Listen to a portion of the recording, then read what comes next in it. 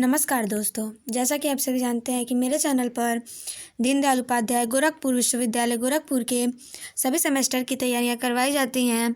और इस समय दीनदयाल उपाध्याय गोरखपुर विश्वविद्यालय गोरखपुर के विषम सेमेस्टर की परीक्षाएं हो चुकी हैं और अब मई जून तक सम सेमेस्टर की परीक्षाएं होंगी, जिसमें BA द्वितीय सेमेस्टर विषय भूगोल जियोग्राफी, पाठ्यक्रम का शीर्षक मानव भूगोल, सिद्धांत कोर्स कोड यानी कि पेपर कोड जो आपका रहेगा वह GEO 103F रहेगा कि संपूर्ण पाठ्यक्रम को देखेंगे। तो अगर आप मेरे चैनल पर नए हैं तो मेरे चैनल को लाइक शेयर और सब्सक्राइब करना न भूलें। आइए देखते हैं फर्स्ट यूनिट में क्या पढ़ना है। फर्स्ट यूनिट में पढ़ना है अर्थ एवं दायरा। किसका? तो मानव भूगोल का अर्थ और दायरा पढ़ना है, उसका विकास पढ़ना है।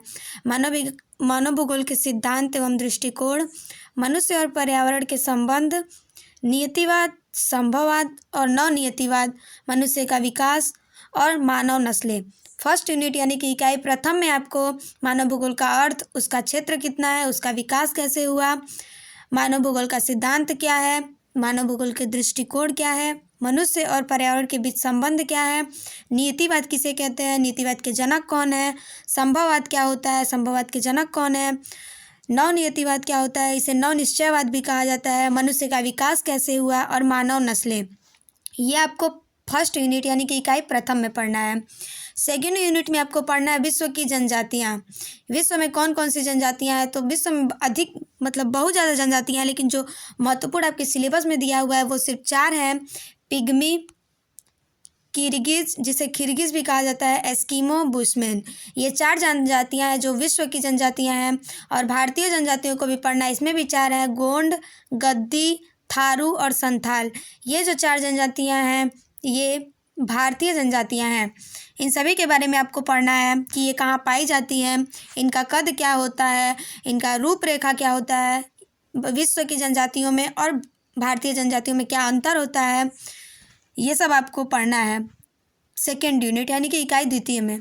थर्ड यूनिट में आपको पढ़ना है जनसंख्या का वितरण, वैश्विक प्रवासन के कारण, यानी कि प्रवासन मतलब प्रवासी। जैसे आप लोगों ने मेरा शॉर्ट वीडियो देखा होगा तो उसमें 9 जनवरी को प्रवासी दिवस मनाया जाता है, तो उसे ही कहते हैं प्रवासन के कारण और परिणाम, अधिक कम और इष्टतम जनसंख्या की अवधारणा, जनसंख्या वृद्धि के सिद्धांत, माल्थस।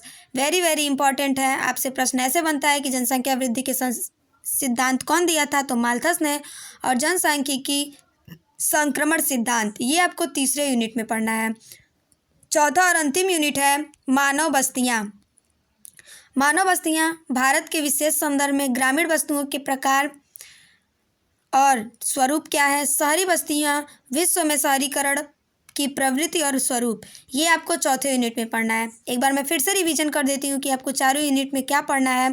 फर्स्ट यूनिट में आपको मानव भूगोल का अर्थ एवं दायरा, विकास, मानव भूगोल के सिद्धांत एवं दृष्टिकोण, मनुष्य और पर्यावरण के संबंध, नियतिवाद, संभववाद, नवनियतिवाद, मनुष्य का विकास, मानव नस्लें, फर्स्ट यूनिट में पढ़ना है। सेकेंड यूनिट में विश्व की जनजातियाँ, पिग्मी, किर्गिज, एस्किमो, बुशमैन, भारतीय जनजातियों में गोंड, गद्दी, थारू और संथाल।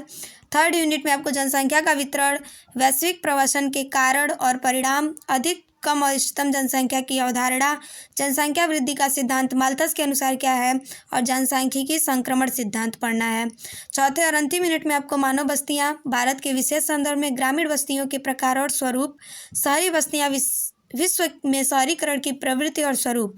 इस प्रकार मैंने आप लोगों को दीनदयाल उपाध्याय गोरखपुर विश्वविद्यालय गोरखपुर के BA सेकेंड सेमेस्टर एग्जामिनेशन 2025-26 के अंतर्गत जो आपका ये पेपर होगा 25-26 के अंतर्गत, उसके संपूर्ण पाठ्यक्रम, भूगोल के संपूर्ण पाठ्यक्रम को सही और सटीक देने का प्रयास किया है। आप वीडियो को पूरा ज़रूर देखें और चैनल पर नए हैं तो मेरे चैनल को लाइक शेयर और सब्सक्राइब करना ना भूलें। अगर आप कमेंट करेंगे तो मैं यूनिट वाइज आपके लिए 50-50 क्वेश्चन ज़रूर लेकर आऊँगी। वीडियो देखने के लिए धन्यवाद।